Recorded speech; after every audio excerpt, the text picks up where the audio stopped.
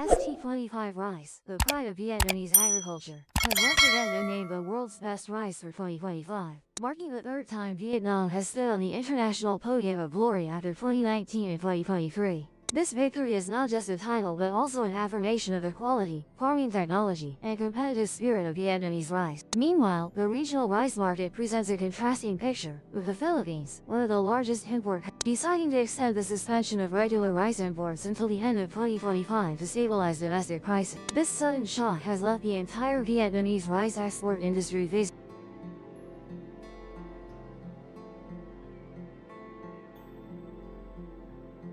Amid these fluctuations, ST25 emerges as a model for a new direction, affirming that with proper Vietnamese rice can not only withstand challenges but also rise to lead the global value chain. Over the past 2 decades, Vietnam has not only been a rice export powerhouse but has also affirmed its position in quality, from exporting only cheap, regular white rice to lenient markets like the Philippines, Indonesia, or Africa.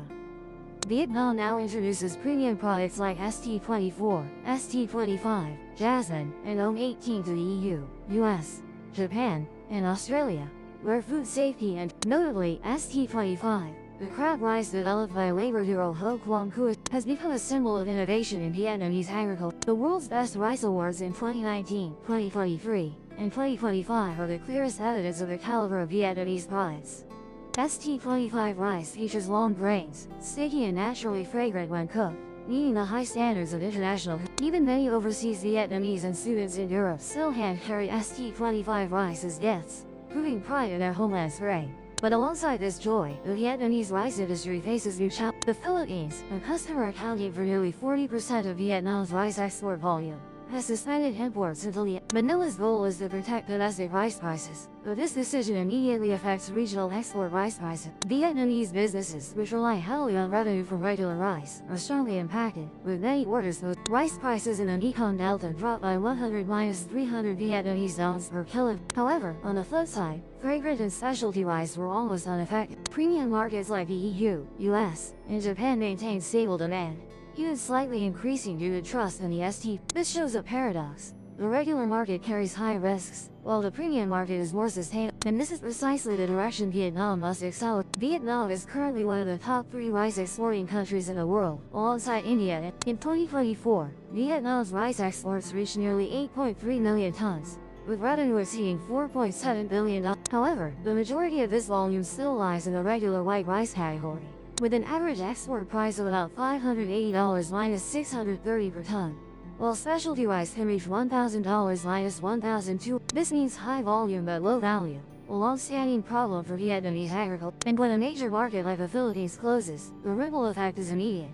Demand decreases, inventory rises, prices fall, and farmers suffer. ST25 is not just a rice variety but a development model. Its strengths lie in 3 factors. 1. High-quality variety with clear traceability. 2. Production in a closed chain from planting, harvesting to milling, packaging, and distribution. 3. Protected personal and national branding. Thanks to this, ST25 opens doors to premium markets, where rice is priced not only on quality but also on brand. Many Vietnamese businesses have successfully exported ST25s, and in some markets, it is even sold in high-end Asian supermarket chains at a retail price of $57 per kilogram, many times the price of regular rice. From the ST25 story, it's clear that high value lies not in tons but in brand and standards.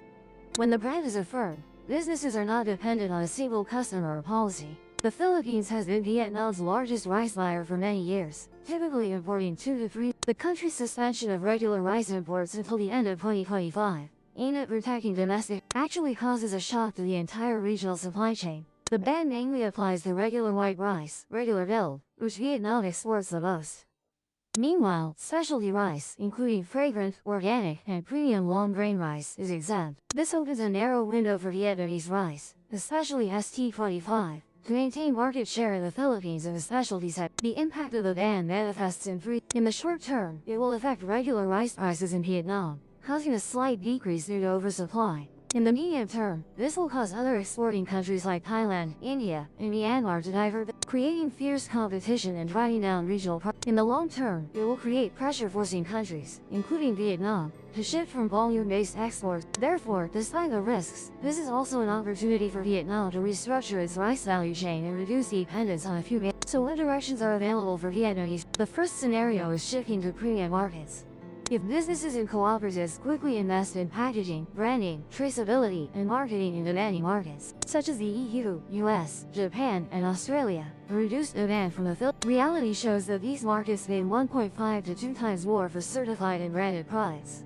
ST25 is a vivid example, with export prices potentially reaching $1,000 per ton or more, yielding profits. If unable to pivot effectively, common rice businesses will have to find new customers in Africa, the Middle East, where prices are low, profit margins are slim, and payment. The consequence is reduced farmer income and businesses scale. This is a situation where the government needs temporary support policies regarding finance, warehousing. Finally, attention should be paid to policy and trade diplomacy. The state and the Vietnam Food Association, VFA, can proactively negotiate market access for specialty rice, leveraging agreements to expand.